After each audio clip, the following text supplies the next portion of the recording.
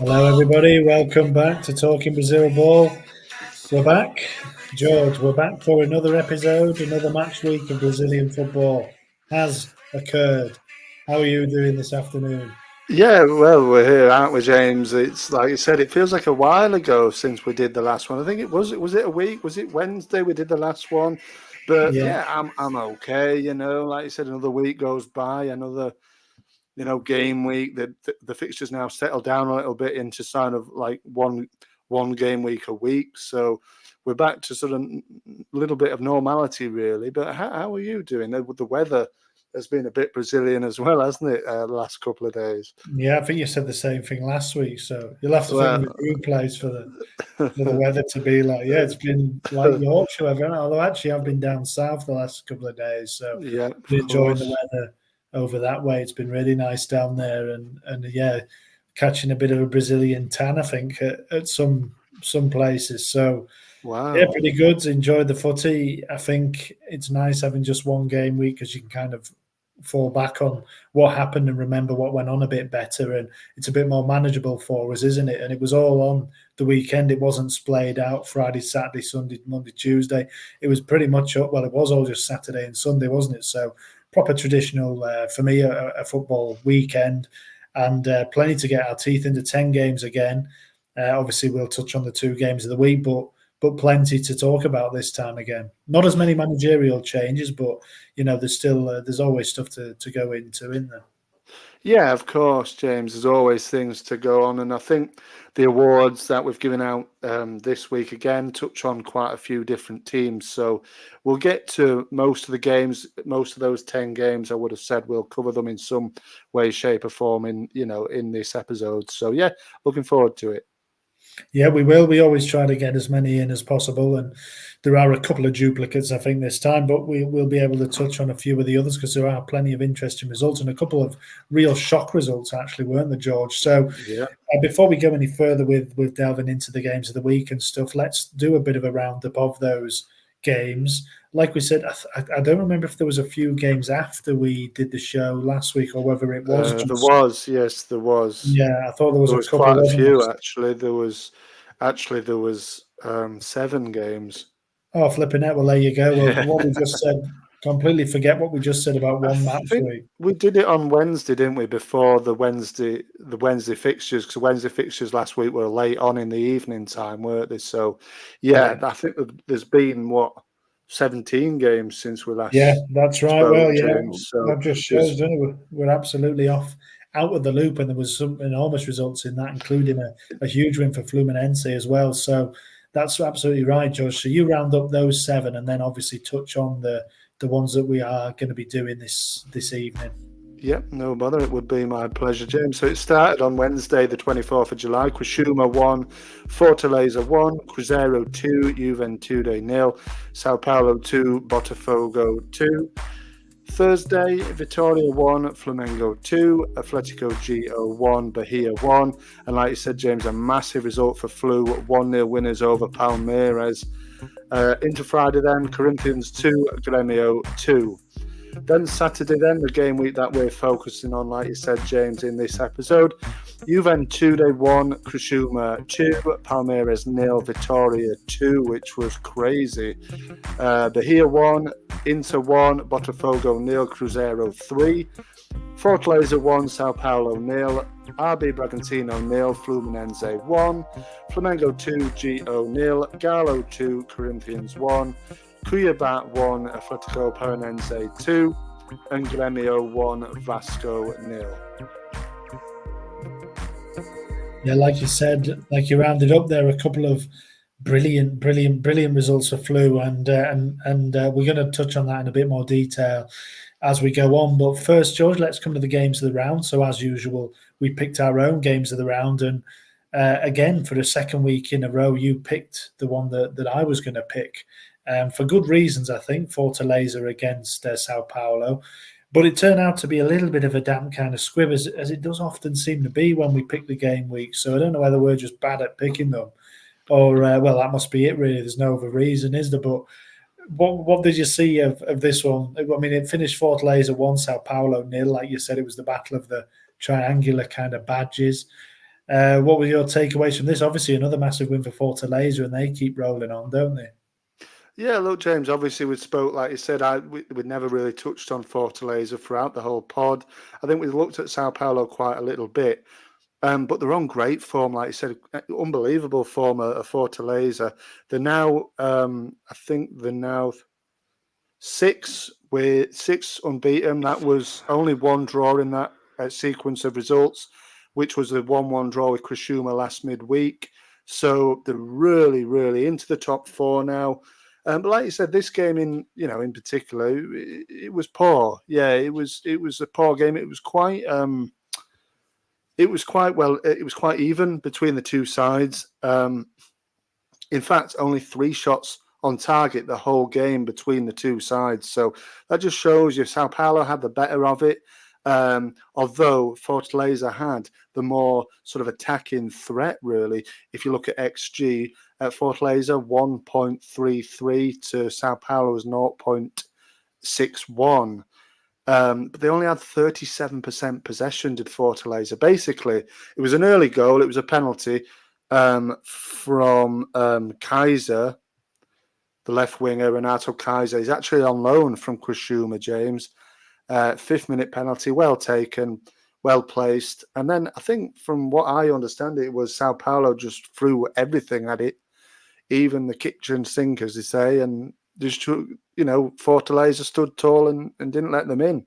And it's a fabulous result. I mean, even more good news for them, James, is that their top scorer, he signed a new contract, a new 3-year contract, Juan Martin Luquero, who's got 22 goals this season, James, 8 in Serie A, and he's got also 6 in the Sudamericana. So and 8 then in the sort of local competitions. He's got a lot of goals, and he signed I think that was today maybe. He signed a 3-year extension. So they're happy about that, Voivoda is doing a fabulous job. As for Sao Paulo, a little bit of a lull, but they did get back to winning ways, I think, in the cup. I don't know if it was last night. Actually, it was early hours of this morning. 2-0, first leg win against Goiás. So, but there are 3 without a win in the league. Zubeldia needs to get them going again, but they're not in a bad position. They're still only 6th, 4 points away from Fortaleza, now in 4th. So they're going well still. But like you said, this one was a little bit of a non-event, not one that many will remember at all. No, it was a disappointing result for Sao Paulo. It was a real chance to pull a bit clear of that chasing pack a little bit, and they didn't take it. But like you said, it's a big result for them in the Copa do Brasil. I mean, obviously they are the holders of that competition. They won it last year with Dorival Jr. leading them, so they'll be hoping to go far in that. I mean, Goiás, obviously a second division team, a bigger side, but we haven't obviously looked at them this season. But they'll be expected to get through to this. I think it's the semis if they win that now. So, the one incident from this game was obviously the penalty. I don't know if you saw the incident that was the penalty, George. It looked incredibly soft for me on first viewing. It was a bit of a push in the back. I didn't really think it was enough in that to give a penalty, and obviously it's decided the game in the end. Wasn't a penalty for me, and I think they've got a little bit lucky in that one, to be honest. Yeah, I agree with you, James. It was really soft.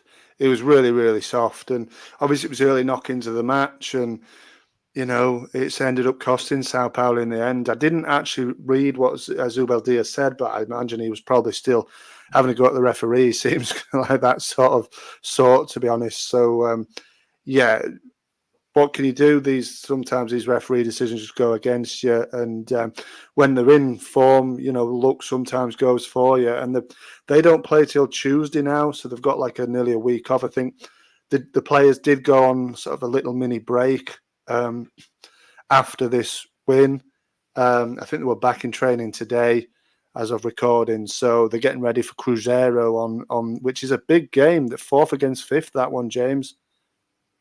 Yeah, that's 4th against 5th, I think, for the second week in a row. But now it's Fortaleza who are 4th. So the two form sides, really, in many ways, are the two surprise packages. Certainly now that Bahia are kind of, without a win in 5, so reverting to the norm a bit. Fortaleza and Cruzeiro have kind of filled that void as the two teams who are kind of punching well above the weight. And they look like now perhaps they might be able to sustain that a little bit better than Bahia eventually could. Sao Paulo, for me, will be really disappointed with that because they should be the team kind of occupying that, looking at the table, and now they've kind of put themselves in jeopardy of kind of getting pulled down towards mid-table again. But yeah, a huge win for Fortaleza, and if they can back that up with another one against Cruzeiro, I mean, you have to say they look really, really good for a kind of a top 4 finish this season. Was there anything else you wanted to know, George? Like we said, it turned out to be a little bit of an unexciting game, unfortunately. Yeah, not really, James. I think that was it. It was, Fortaleza roll on. Like I said, 5 wins in 6, unbeaten in 6. And they're looking like a real force. Like you said, if they can back it up with a win over Cruzeiro, now they're really in business because that's, their game there has signalled their midway point of their season. So, you've got to say, if they can continue in this way for the next sort of 5-6 games, you've got to say they're looking really, really likely to get a Libertadores place, which would be fantastic. I think Voivoda's just going under the radar, to be honest. Well, it won't be for long if they carry on. I mean, they're projecting 72 points, which is incredible. I mean, at the start of the season, you wouldn't have really pegged them for that at all, but they have slowly been kind of chugging along kind of mid-table, I think, the past few seasons. So perhaps it shouldn't be a massive surprise that they are doing so well. 72 points, James, if the projectors that would win you last season's championship. So, it's an incredible. And I was thinking about this. Obviously, we've had some really, like you said, mad results over the last sort of game week, in midweek and everything, and on the weekend. And it seems an incredibly low tally at this stage for a team to have. Flamengo are top on 40 points, but that means that they've dropped 17 points. I think they played 19 games, which seems quite a lot, to be honest. Yeah, they've drawn 2, lost 3, so 9. Yeah, 17 points. Yeah, so I mean, if you double that, 80. I mean, 80. You talk about 71. That's an unbelievably low tally to win a league title of 38 games. It really is. Yeah. 80 would be, we've seen winners of the Premier League. I think Leicester won it with 81. Nowadays, obviously, it's much more difficult, as I well know, as a Liverpool fan. Much more difficult to win it with a smaller tally. But it does tend to be. I think that just signals how competitive it is. I mean, you only have to look at the results from this weekend with both Botafogo getting thumped by Cruzeiro and Palmeiras getting beaten easily by Vitória, both at home as well. I mean, that just shows you that it is a really competitive league, and teams like Fortaleza, Cruzeiro pushing up there really help with that as well. So I think that makes it more exciting, and I think that's no bad thing really. And if Fortaleza, I mean, it'd be unlikely that they would go the same again the second half of the season, but you never know. They might push on, and other teams can drop around them. There doesn't look to be a massively outstanding team at the top, really. They all look a bit fallible, so you never know. But anyway, let's move on to the second game of the week, George, unless you've got anything else to add. I don't think you did there. Not really. It was just I made that point about the projection of points and stuff, and it just reminded me about the tally of the winnings just seems incredibly low. Again, in 2022, Palmeiras won it on 81 points, and they were a heck of a way ahead of Inter in seconds. So, yeah, let's wait and see. But it like you said, it makes it competitive, which is better for us looking on and analysing it, isn't it? Yeah, it is, and I think it also speaks a little bit to the quality throughout the division, even from the bottom teams or the lesser teams, and that's what I was looking at this week. So I decided to go kind of towards it isn't even the bottom end of the table, really, given the kind of the struggles of the bigger sides down at the bottom, but two of the smaller teams certainly in the league, and that was Juventude against Criciúma, and and it finished 2-1 to Kachuma in the end, and that was kind of against the form book in some respects. I mean, to be fair, both teams have been in pretty patchy form. Neither had been particularly impressive, and having won that game, Kachuma, they are absolutely level on points with Juventus, the 12th and 13th. They've both won 5, they've both drawn 6, and they've both lost 7. So a pretty identical record, really, with Kachuma having scored a few more and conceded a few more. So two teams who have come up and made a real fist of it and are having a pretty good go. And so this game belonged to a chap who we're going to touch on a bit later, which was our old pal from the Premier League and indeed the Championship, Yannick Bolasie. So we're going to speak about Yannick Bolasie a little bit later on. He was the game winner. I think it's worth mentioning.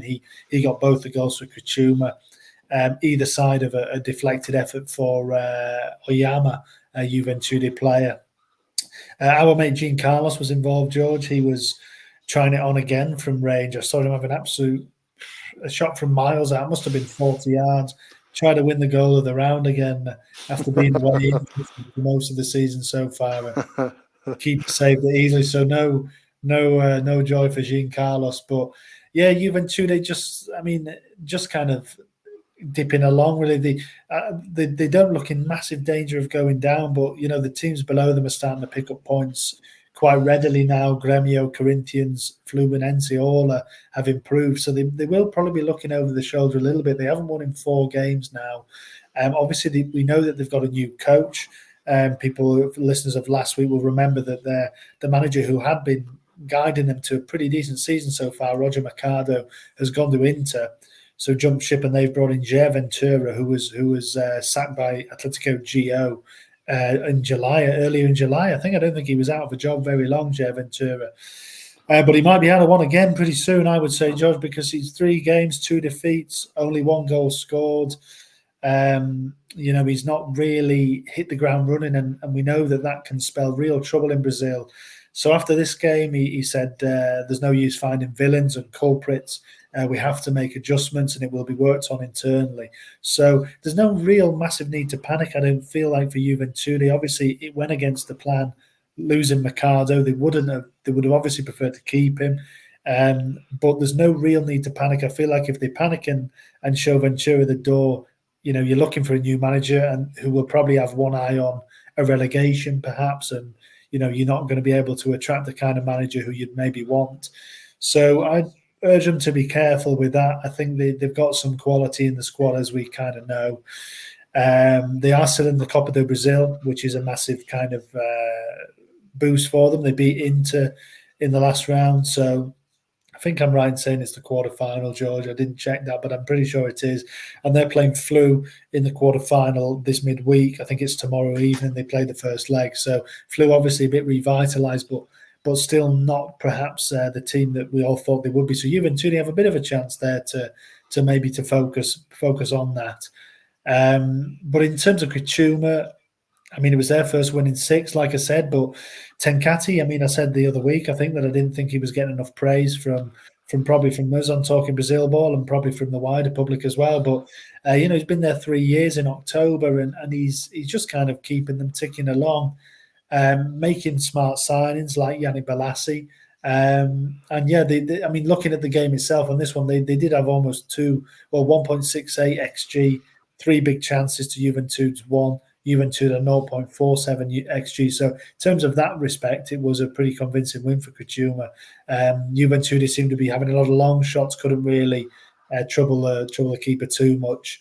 But yeah, what are your thoughts on this one, George? It was probably a better game than your one, I would have imagined, and 2 teams who were probably faring a bit better than we might have expected, even though I think we did both back Juventude to stay up. Yeah, we did. Like you said, probably is a better, more of a spectacle than the one that I covered. And yeah, I agree with you, James. Both teams doing well. I would, like you, urge them to be careful and be cautious about sacking the manager, because even, we talk about how well Kachuma are doing. They're on the same amount of points, like you said. But Juventude, 3 points away from the relegation zone, but only 4 points away from mid-table. So, like you said, they've got to be careful where they go next. Still in the cup, which could be, advantageous for them and fruitful in terms of maybe cash flow as well. as anything. So yeah, just need to be careful. There's no panic stations. Like you said, they've got quality to improve. I think 13th is okay for them, and 12th for Krishuma. The 10 seasons out of the top flight. 12th is fine, and at this stage, 3 points ahead of the relegation zone. It's fine. They're on sort of okay-ish form. I mean, I know it's only 1 win in 5, but that there's 2 defeats in there against teams you'd probably expect them to lose against. So for them as well, no panic stations. I think they're both having decent seasons, really. And like you said, bringing in quality of like Bolasie, I think would be quite a big deal for them. And obviously he's coming up with the goods now. I know he hadn't scored. I think he's gone quite a long way without scoring a goal, actually. But I think that's only his third and fourth goals of the season, isn't it? But he's still quality and was a marquee signing for them, you have to say, really. Yeah, well, look, I mean, the one of the things that I noticed about Krishuma when I was just looking at the kind of the news for them this week was that they've brought in a new sporting director. So I don't know whether it will lead to more similar signings like Bolasie, but they've actually, quite interestingly, there's a guy that one of their players actually is retiring on Saturday. They're playing Gallo on Saturday, and Eder, he's an Italian striker, and he's one of those strikers who went through a period of being in the Italian national team when they had a really kind of mixed group of strikers. He won actually 26 caps for Italy between 2015 and 2018, so not that long ago. He's 37, so he wasn't a young player coming into national team, but they had Simone Zaza and Graziano Pella and those kind of players, and they had a load of random players for a little while, Italy, and I think I remember Eder playing for them, but he's moved to Criciúma. He moved to Sao Paulo actually in 2021. He joined Criciúma in 2023. So he's been there, 18 months or so, I think. And he's played 15 times this season. So he's not like he's not playing at all. He's been in and out of the team. He's going to retire and become their new sporting director. So I think the old one was fired on last week. I think he was fired. I'm not really sure the reason behind that, but yeah, Eder is going to take over, so that's an interesting bit of news on that front. And like you said, maybe there'll be more signings like Yannick Bolasie, and I think Bolasie actually, I think he scored 2 the last time he scored, didn't he? I remember him missing out on the player of the round, but I think he scored 2 on that day, and I don't think he scored since. He hasn't seemed to have been really doing a great deal, but he has been playing. So he scored. He did miss out. I can't remember who we gave it to instead, but they battered Vasco at early part of the season. I think it was only the third game of the season. He got 2 assists and a goal, and then he's not scored. He scored earlier this month in a 1-0 win over Cruzeiro, and then obviously 2 on was it Saturday or Sunday? So he's only got 4 goals, spread out quite a long way. So yeah, he hasn't done that much, but he's still got a good contribution there, and I think he'll score more goals between now and the end of the season, I'm sure. Yeah, well, the Krishuma will certainly be hoping so, and he has missed out. Obviously, I remember that vividly because I think it was one of his first games. Might have even been his first game, and he played really well. But we did give it to somebody else instead, and I'm going to give the game away early here because we may as well segue into the player of the round, George, because it was Yannick Bolasie, and for his 2 goals, his match-winning contribution to Krishuma. But before we do talk on a little more on Bolasie, there were a couple of contenders this week for player of the round. Another player scored 2, and it's a player who as we know, has been scoring 2 more often than not. It's Hulk again, George. We clipped up you calling him out last week for talking a bit more than he perhaps should do, but he did score twice last week. He got 2 more this week, and I think I said last week he'd got 4 in 5, but he was either scoring 2 or he was scoring none. Well, he's got 2 again this week, so 2 penalties, it must be said. But what did you make of Hulk again? As a Gallo fan, he is driving that push up towards the copper places again, isn't he? Yeah, look, like you said, he's either scoring 2 or he's scoring none. and he's scoring 2 again. It's 4 in 2 games for Hulk, and he's so important when he's on form.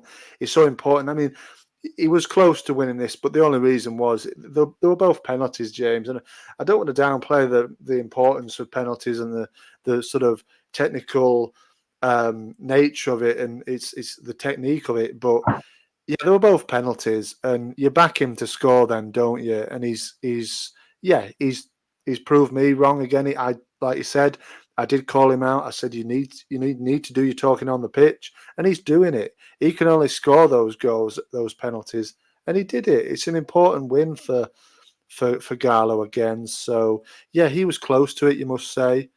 But overall, I think Bolasie was a worthy winner this time.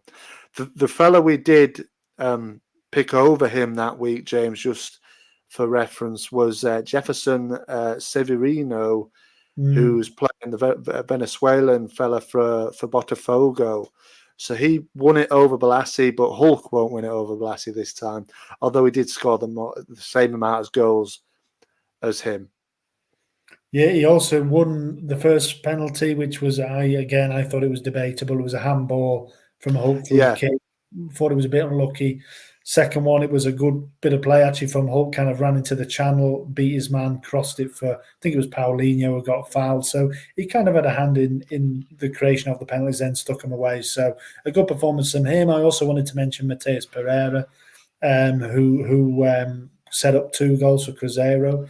Watching them back, they weren't anything mega special. I mean, we are going to touch on the second goal that he set up a bit later on, but the first one was quite interesting as well. He was fouled. Well, he thought he was fouled for a penalty, and while everybody was kind of stood around looking at the referee, he kind of chucked a leg out and nicked the ball forward to fella who buried it. I think it was, I don't know who it was actually, some Lautaro Diaz it was who buried it. So bit of quick thinking from Matheus Pereira, who's also having a pretty good season after a quiet start. So he's kicked on. And then the last one I just wanted to mention was the man whose shirt you're wearing today, actually, George. Diarra for Flamengo, who we haven't actually spoken about for quite a while now. He was early stage of the season, looked like he was going to kind of push on and have a really good season. He had a few very, very spectacular kind of game weeks, didn't he? But has been a bit quiet, but he got a goal and assist as Flamengo won 2-1. The first ball in was really nice for your man Pedro. I know you've got a soft spot for Flamengo, haven't you? So, what did you make of Diarra performance and indeed of the win there, the top of the table again, back to the top of the table? Yeah, I mean, look, it was pretty routine, wasn't it, James? Really, that 2-0 win over Gio. Like you said, Pedro is a favourite of mine, and so is Diarra as well. To be honest, I thought he was fantastic. On another day, could have won our Player of the Round award. And Flamengo just keep going, don't they? They have the odd defeat, but then they just bounce back and they just keep going, and they seem to put away these teams where others like sort of Palmeiras might have difficulty with. And Pedro's usually on the score sheet, and if he's usually on the score sheet, they usually win. I think so. It's another win. It's another top of the league. I tipped them to win the whole thing at the start of the season. I'm still sticking with it, even though I think it'll be close. I think they'll win. I just think they've got the steel, and we don't talk about them that much, do we? Really, I was thinking we don't seem to touch on Flamengo much. And like I said, I am wearing the colours this evening, so yeah. I'm pretty happy with how they're doing. Obviously, I'm not a fan myself. That is not my team, but I do enjoy them and the team and the manager, the way he sets them up. And yeah, a good win, solid, and they've just got to keep going. I think they've got a big one in the cup actually. To early hour, midnight tonight, basically, against Palmeiras. But the next league game is on Sunday, early hours of Sunday morning here against Sao Paulo. So that's a big one as well. So, yeah, they're just going to keep ticking over. But I'm pretty pleased with how they're doing. Yeah, they've won 3 in a row now. That they've got a game in hand over both Palmeiras and Botafogo. They could go 3 clear of Botafogo, 7 clear of Palmeiras. So they're starting to build up a bit of a head of steam, to be fair. And yeah, it's looking pretty good. Pedro into double figures. He's the top scorer in the Brasileirão so far this season. 10 in 19. I don't know if he's played all of them, but by any stretch, that's a good marker at this stage of the season. So very, very, very ominous indeed for the rest of the league, and they're looking good for a first title in 3 years. But let's move on to the man who did win the award, George. There were some contenders there, but it was, of course, Yannick Bolasie. I think during his time in England and when he's been in, he's been all over the place. Actually, he's been Turkey, he's been Portugal, he's been in Belgium, even with Anderlecht. I think he's been more of a wide man, hasn't he? But it looks to me as though he's starting to play through the middle with Krishuma. And the goal, especially the first goal that he got at the weekend, really showed that, didn't it? That he peeled away through the middle of the pitch, and it was a good bit of movement, and then a really ice-cold finish. It was a great goal. I mean, the second goal was pretty easy. It was straight on his head, wasn't it? A few yards out to win the game. But this first goal was, it shows what, like you said, what Palace fans or Everton fans might have enjoyed in his time in the Premier League. And it shows he's still got it at that, at that level. It was a really tidy little piece of play and finish. And it shows exactly what he's about. And I like him, I do. I like him. I think it's a good quality signing, like I said, for Krishuma. And, he's a former Premier League player. So he's got to be marquee at that, really. Yeah, there are a couple of former Premier League players actually now in the league. We haven't really mentioned, because we haven't really touched on Palmeiras a lot, just as a side note.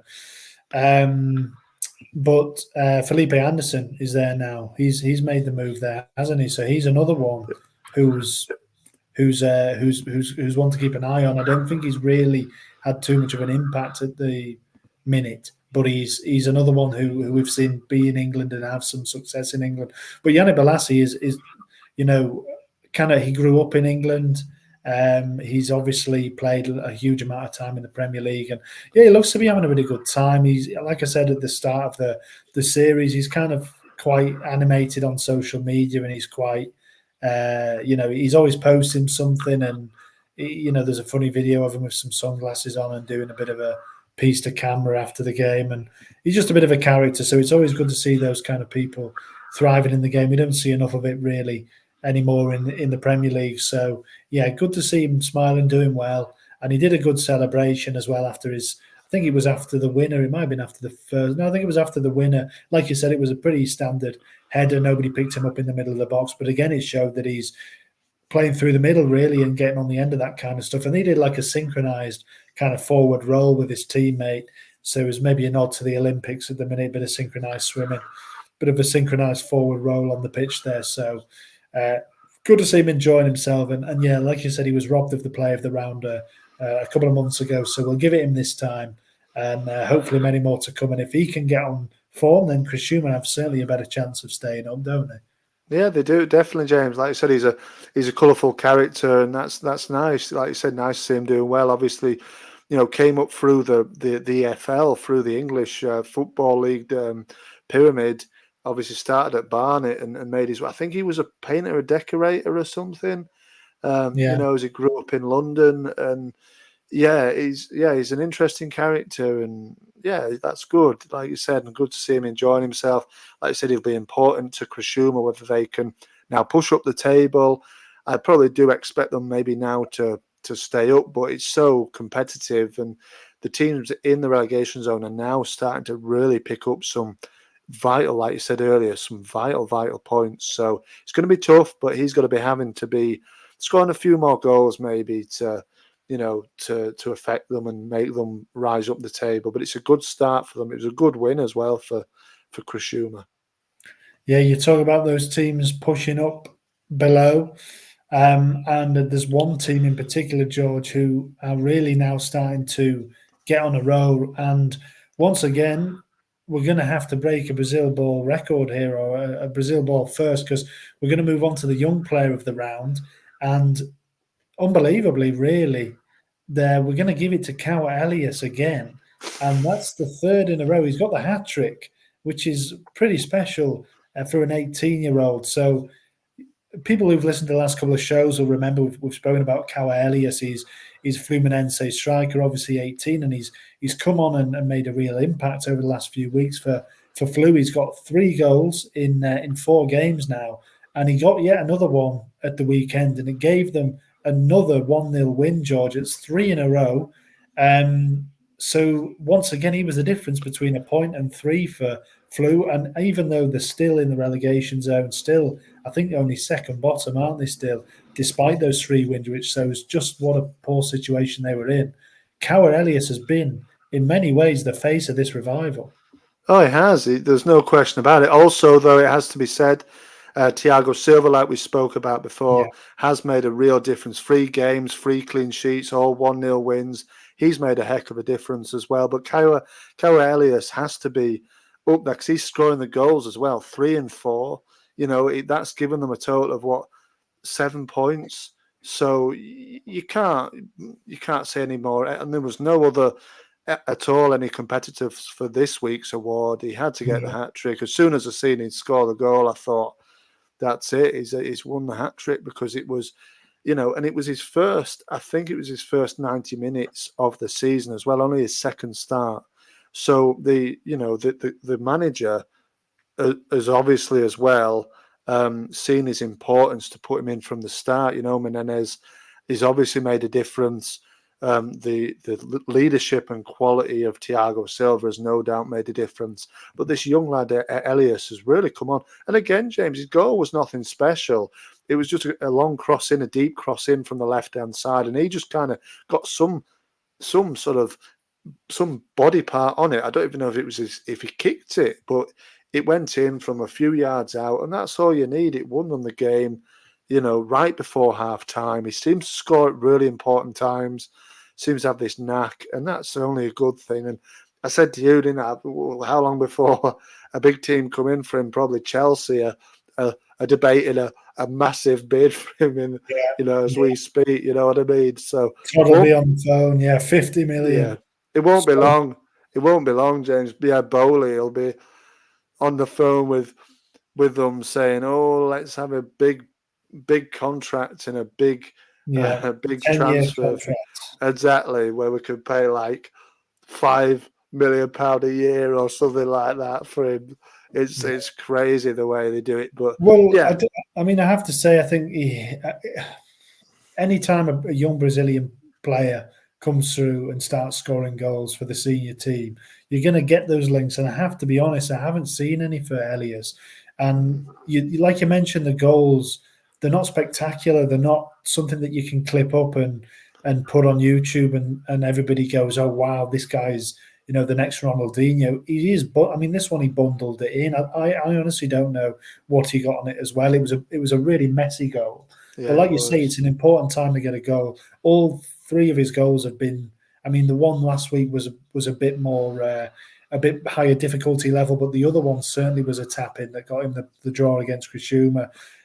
So he's in there at important times, and that's kind of what you want from a striker, even if it isn't pretty.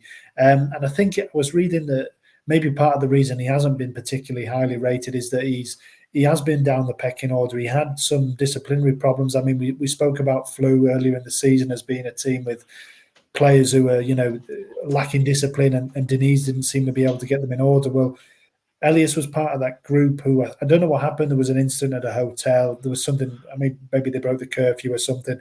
John Kennedy, Alexander, those players who are obviously talented young players as well.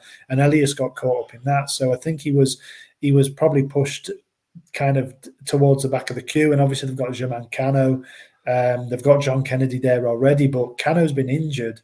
So I think Menezes has had no real choice but to put Elias in, and John Kennedy is obviously a player who's suffered because of that, but I think he was halfway out the door anyway. But yeah, he's really stepped up when they've needed him to, and I'm sure there will be links because, like I say, whenever any 18-year-old coming through in Brazil scoring goals is going to get that attention, but I haven't seen it as of yet. But if he continues, he will. But it is important that you mentioned about Thiago Silva there. His leadership is no doubt helping them. I think they're actually from the same area. I was reading. I think they're brought up around the same area. And there was apparently a video, I didn't see it going round, of Thiago Silva having a few words of wisdom with Elias after the game and saying something like you keep grounded, stay grounded, stay focused and everything. And apparently Silva has been kind of putting his arm around it and making him a special kind of project for him. Obviously, he's just arrived at the club himself, but he's a huge figurehead for them in historically, and obviously in European football, he's a big player. So he's got a good leader there. He's got somebody who can hopefully, maybe he was going on a bit of a wrong path, and Thiago Silva's just set that right for him. Well, that's good. That's good to hear, James, isn't it? Yeah. Obviously, the young lads like John Kennedy and all them, he's sat on the bench for the last 3 games. So obviously, he's maybe not Menena's man, but Elias, maybe he's taken an opportunity where there was nobody else to fill in. So yeah, and with Thiago Silva behind you, you can't go far wrong. He knows it all. He's seen it. Like you said, he's from the same area. And maybe that's made him think, oh, let's just nurture this lad and make sure he's in the right space to go and do his thing. And he's obviously doing it. Like you said, not really any spectacular goals, but you've got to be in the position to score those goals. And it's given his team unbelievable kind of, you can't even call the importance of those wins, because if they didn't win, the staring down the barrel of it, as they are, the 1 point off into 16th place now, so the 1 point off jumping outside the relegation zone. So it's upward in terms of form. Big game, obviously the Brazilian Cup match you mentioned against Juventude, but then Bahia are the next Serie A games. So let's wait and see, but definite upturn in form. Yeah, they look good. I mean, you said they're going to go down, I think, and I did. Yeah, I thought that was jumping the gun at the time. I mean, it was still early season. They obviously started horribly, but to me, you look at the other teams in there, and okay, the likes of Vitoria are doing okay. Cuiabá have picked up, and we've spoken at length about Juventude and Kachuma, but the Flu are a different animal, really, and you would expect them to get out of that always, I would say, and I would fully expect them now to, even if they don't continue this run of winning, I feel like they will be, they won't be anywhere near relegation at the end of the season, put it that way. I think they'll shoot up the table now, and I predicted them obviously for the title. That looks still a ridiculously bad prediction, and I think it will end up being, but I think they will be probably closer to the title than they will be to relegation. That's my prediction now. Well, as your prediction is looking a bit silly, James, my prediction is maybe looking a bit silly of them getting relegated, but it's so close in there, and I made it at the time where they were on a horrid run. They brought themselves into contention to get out. Look, a win against Sao Paulo, how difficult it'll be, but if they do win, you'd probably back them to getting out of the relegation zone there. So, yeah, it's a great upturn in form. Menendez has obviously done his magic. I think the Flu fans are really liking him at the moment. Well, they would be, yeah. I think they weren't. Yeah. Nobody was too enthusiastic about his appointment. No, they weren't. But he has, and it seems to be getting back to basics, isn't it? Yeah, well, that's it. Don't concede goals. Don't concede goals. We need to score one, and that's what we've done. And the win over Palmeiras was massive. To give them that belief again that they can compete with those teams at the top, because at the end of the day, they are a team at the top, or they should be at the top of this league. And like you said, they're a different animal, really, to the teams in and around the relegation zone, really. Like you said, you're looking at your Vitorias, your Cuiabás, and definitely Gio. I think Gio are now starting to look like they're being cut adrift. They can't buy a win, and I think it's almost definitely curtains for them, you've got to say. But Flu really making the mark now and rising up the table. Yeah, I think that's a key point, making them feel like we are competing with Palmeiras. That's where we are. We're not, down at the bottom scrapping for points. And yeah, he's gotten back to basics. I always keep hammering the same drum, I know, but Andre is so important for them. Again, he played most of the game here. Since he's come back in the team, they've looked a different side, really, and he adds a bit of defensive stability. And still, we're touching on August as of recording tomorrow, and he's still a Flu player. So, he played at the weekend. That doesn't suggest the move is really anything close to going through. I know Fulham are still in there. So, Flu fans will be really hoping desperately that he can stay. I mean, last year he stayed because of the Copa Libertadores push. This year maybe he'll stay just to keep them up, and they're certainly going the right way about it now. So well done to them. Nice to see them kind of on a run at the minute, and hopefully they can continue that. I think as well, James, John Arias has come in, and he's been brought back into the team after going to the Copa America with Colombia, and he scored the winner against Palmeiras in midweek, and I think he's started to have a new lease of life as well. So the players are way above the teams around them, really, in terms of the relegation zone at this current moment. So there shouldn't be. I don't think it'll be long before we see them, like I said, rise up the table and definitely out of the relegation zone. Yeah, and I know Leeds have had an eye on Jean Arias, haven't they? So you've been keeping his progress, and I must say, George, I've just seen that Crescencio Somerville is virtually a West Ham player. It's given the here we go treatment from Fabrizio Romano, £25 million plus add-ons. So maybe Leeds will be looking at Arias with a bit more vigour now. Yeah, look, I think we'll definitely be looking at somebody. I mean, I've seen that news earlier on today. It doesn't surprise me. Just on the off point, obviously, it's nothing to do with Brazilian football, but I love Crescencio Somerville and what he did for us last season. You can't expect him to stay at Leeds past what he did. He got a lot of goals, a lot of assists. You can't expect him to stay when we didn't go up. If we went up, different matter. We didn't. He has to play Premier League football. That was where he needed to go. He's got it. West Ham is a good side. I think London, I think I've said it before to you, James, is a big pull, I think, for the foreign players.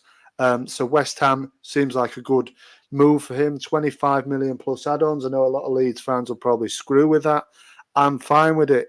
He's a second division player. Yeah, you can't demand 40 million for a second division player. It's good money. We've now got the money from Archie as well. We need to go and look at the likes of Arias, I think, and others that will really. I think they're looking at Raki Sak. What's he called? Raksaki from Crystal Palace. So look, I don't know, but we need to fill that void because Cree was so incredibly important for us last season. His goals and everything will definitely be missed, but I think he can be replaced as well. Obviously, at this level, we will have to spend money, but we've got it now. Yeah, that's it. We ventured off in the bearded peacock territory there for a bit. Let's round it back in. James, I was on the bearded peacock. I thought you were never going to stop there. Let's wind Leeds. Well, you set it up, didn't you? There you go. Yeah, let's wind it back in. Let's talk about some Brazilian goals of the round because there were some good goals this weekend. We've got a clear winner. I think we've got a consensus winner, but I thought there was a couple of goals worth mentioning. And we should actually mention them for another reason too. I mean, the result of this round, really, I mean, there were some big ones, but without a doubt, it's got to be Vitória beating Palmeiras 2-0 at the Alliance Parque. They've gone there and in horrible form. I think they lost 4 or 5 on the bounce, and they've turned up and stuck them away 2-0. And both the goals on the night, George, were absolutely delightful. Different goals. The first one was Osvaldo, a really nice Arjen Robben-esque opposite one, cut onto his right on the edge of the area, whip it into the far post. The second one was a really, really nice team move. A couple of one-touch passes on the centre circle, back, forwards, and then the finish itself was nice and calm as well. And yeah, what a win for them. 2 lovely goals as well, and Carpini badly needed that. Yeah, like you said, they lost 4 in a row, James. It came out of nowhere, that result. And like you said, I was a big fan of that Osvaldo goal as well. In particular, I thought it was really, really nice. And I think there's a fella who's doing a bit for Vitória who we've not mentioned at all. And why? Because we don't touch on Vitória too much because obviously they're right near the bottom. But the man named Willian, who's 31-year-old, he's just come in January to Vitória from Goiás actually. And he's got 5 goals and 1 assist. He did assist a goal in this game as well, James. And he's maybe one to watch in their team, of a team that is really, you can't really write home much about this team, but maybe he's one to say, hey, he might make the difference for them. But it's a really outlandish result, to be honest with you. And I don't think it'll set them up for anything much.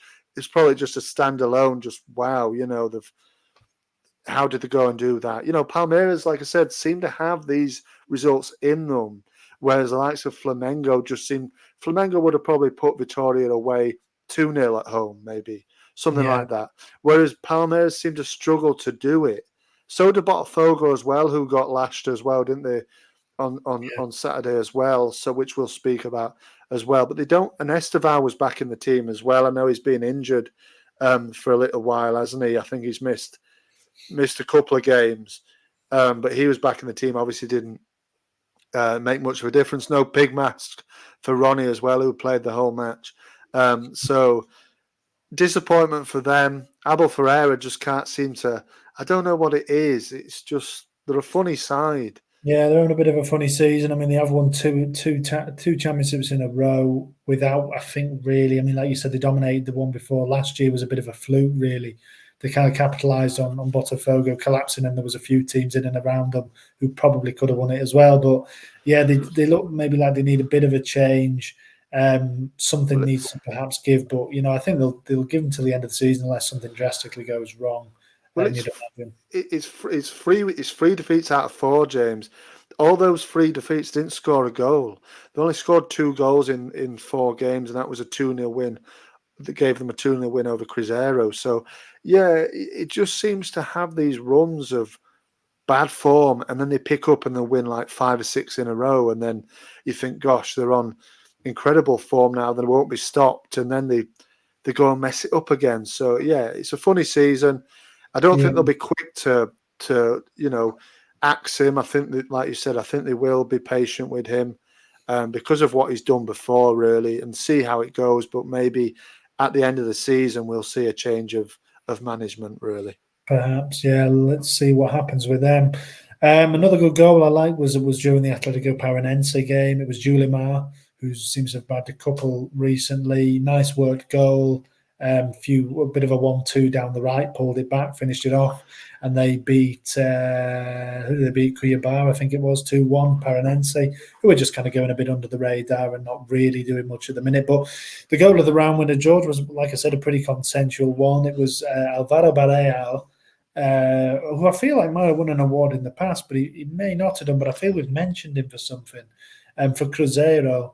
And yeah, this was a pretty no-brainer, wasn't it, from our point of view? Yeah, I think this one, as soon as I saw it, I thought, yeah, it beats anyone that we're going to see here in this week. It was, like we mentioned before, Pereira from the right-hand side. It's right to left, basically, right to wing to left wing, James.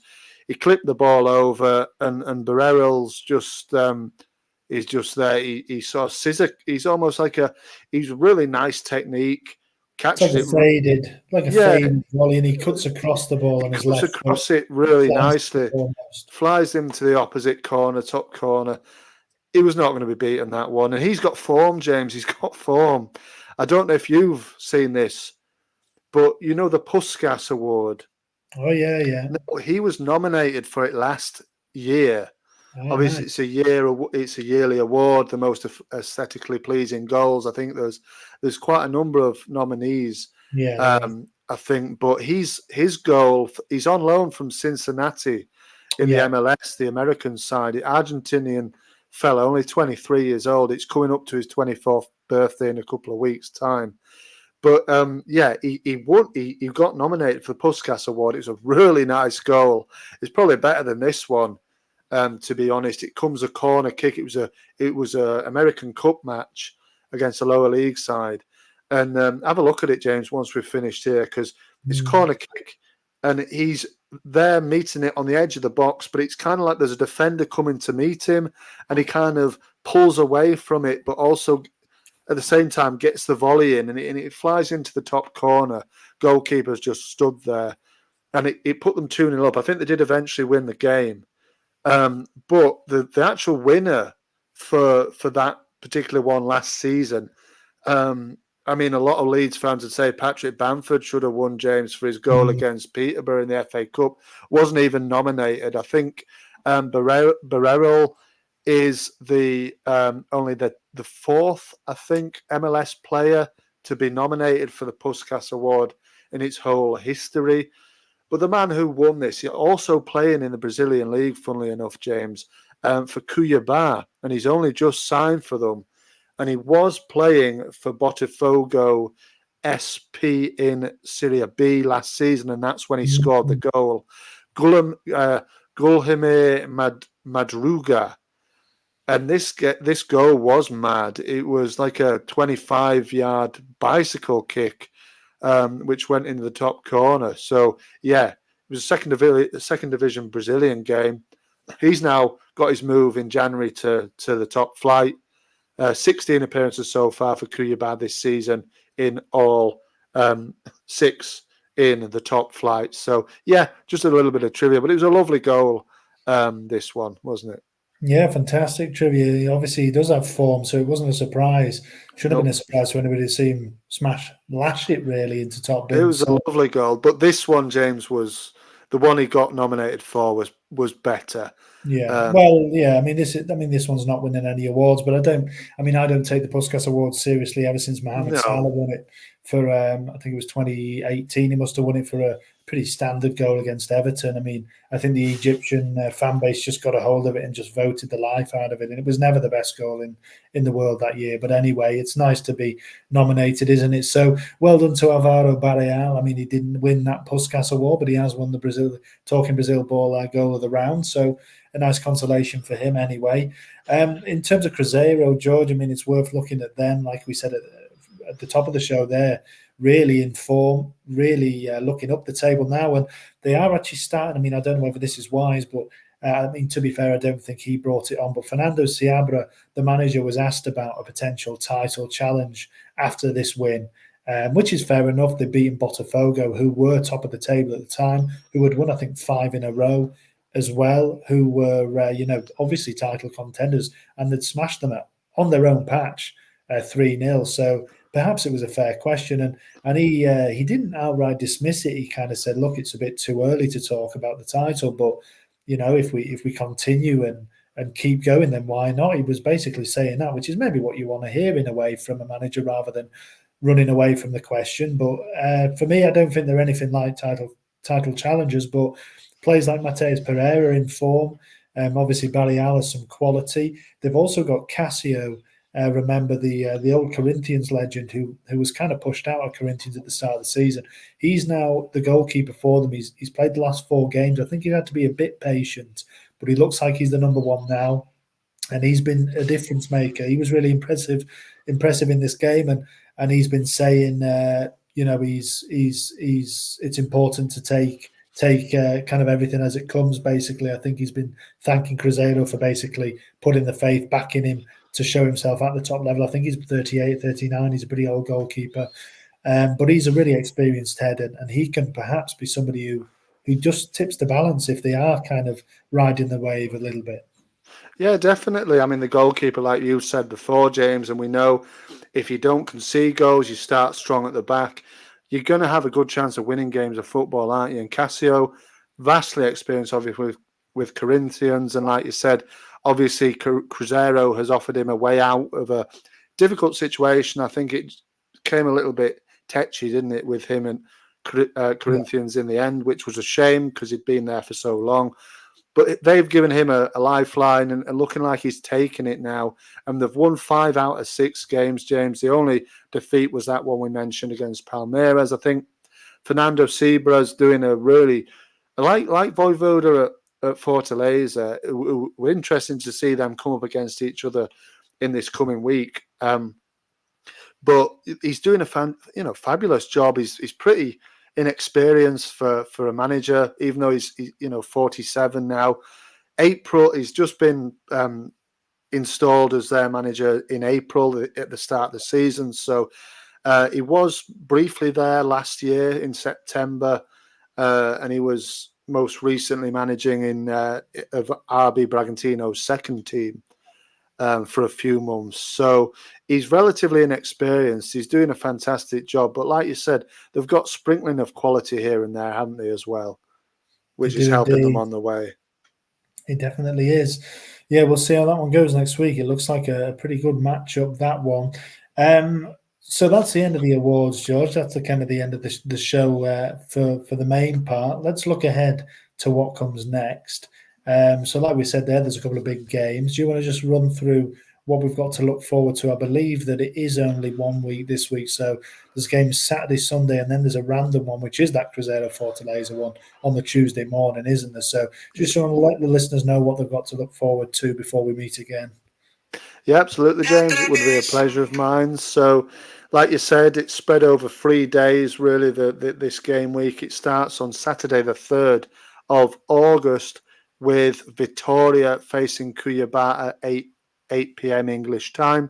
The music's being funny again, so you're going to have to try and do it, I think, without again. No bother, James. At least it's not in and out. Really threw me off last week, didn't it? But Vasco play at 11 p.m. at home against RB Bragantino into Sunday morning. Then Atletico GO play Botafogo at midnight. Also at midnight is Criciúma against Galo. Then at 1:30 a.m. English time, Sao Paulo face Flamengo. 8 p.m. then, Paranense host Grêmio. Also at 8, Corinthians against Juventude and Fluminense against Bahia. Then at 9 p.m. English time, Sunday the 4th of August, Inter face Palmeiras. And then the match week concludes, James, like you said, with that big, interesting-looking game. Tuesday the 6th of August, 1 p.m. English time, Cruzeiro host Fortaleza. Yeah, that's it. You're going to have to work on that music. I don't know, technical glitches. Monsters in the system again. Monsters in the system again, indeed. So, yeah, that's what we've got to look forward to. So, George, you want to go first, as always, and pick your game of the week. What do you want to look at and why for next week? You know what, James? Let's see if we can make it a hat trick. I don't think we will. No. But let's wait and see. There's a couple of interesting games, James, this coming week, but I'm going to focus at the bottom of the table. I'm going to go with Vitoria against Cuiabá, who is Cuiabá. They're both in the relegation zone. Cuiabá 1 point above, adrift of it. Vitoria a level with Grêmio in 16th place. So I'm going to focus on that one. I think it's an interesting one to look at for me. So yeah, I think it's a important game at the bottom. That's my reasoning. Yeah, nice one. Well, no, we didn't. I wasn't really even looking at that one, to be honest. I've got two. I was picking between, and I think, you know what, we've talked it up quite heavily, so I am going to focus on Cruzeiro Fortaleza. I know we looked at Fortaleza this week, but I don't feel they really did themselves that much justice. And I feel like this is a slightly bigger game again with Cruzeiro in such good form. So we haven't looked a lot at Cruzeiro, to be quite honest, even though they have been quietly doing well. I know we've touched on them a bit today, but we haven't really focused on them all that much recently. So I think they're a good team to go for. I was also looking at Inter Palmeiras because I feel as though, that's a big game for Inter, especially in Palmeiras need to bounce back. But I thought that, the Cruzeiro Fortaleza one is one that we've kind of spoken of, so let's look forward to that one together, and we'll go through it and see. Hopefully it doesn't let us down as this one did a little bit this week. That's great. So 2 games lined up for the week ahead. Let's have a look at the table then, George, before we say goodbye, and then we'll let everybody get on with their evenings. Or mornings. Or mornings or afternoons, yeah. Yeah. Absolutely, yeah. You could be listening to in the middle of the night. I don't know. Strange, but yeah. Top of the table is a new leader, James, Flamengo on 40 points. Second is Botafogo, also on 40 points. Third is Palmeiras on 36. Fourth, and heavily discussed on today's episode, Fortaleza on 36. Also on 35 is Cruzeiro in 5th. 6th is Sao Paulo on 32. 7th is Bahia, also on 32. 8th is Atletico Paranense on 28. 9th is Galo, also on 28. 10th mid-table, RB Bragantino on 25. On 23 points in 11th place is Vasco. 12th is Criciúma on 21 points. Also on 21 points in 13th is Juventude. 20 points sees Inter in 14th place. 15th place is Corinthians on 19 points. On 18 points in 16th place is Grêmio. into the relegation zone, 17th position, Vitoria also on 18. 18th position, Cuiabá on 17. 19th position, Fluminense on 17 as well. And popping up the table is Atletico GO, James, on 12 points. Yeah, Gio starting to look a bit cut adrift, as you said, but other teams in there can have plenty of reason to be positive. Well, that's it for another week, George. It's been another enjoyable catch-up on the Brasileirão. I'm sure everybody's been much more informed than they were when the show started, so that's what we aim to do, isn't it? What are you going to be doing between now and when we meet again? Well, the same as usual, James. Nothing special. I think just catching up on the football, enjoying the Brazilian football. You know, the English leagues are nearing their, start dates now as well. So that's things to get, to look forward to, transfers and things and all sorts. So plenty to be getting on with between now and next week. What about you? Yeah, same. Keeping up to date with the stuff. I know the pre-season's kicking off a bit more, so plenty to get into and lots of Brazil ball to take in the meantime. Absolutely. So thank you again, everybody, for listening, and adios, everybody. Catch you next time. Yeah, I do. See you next time.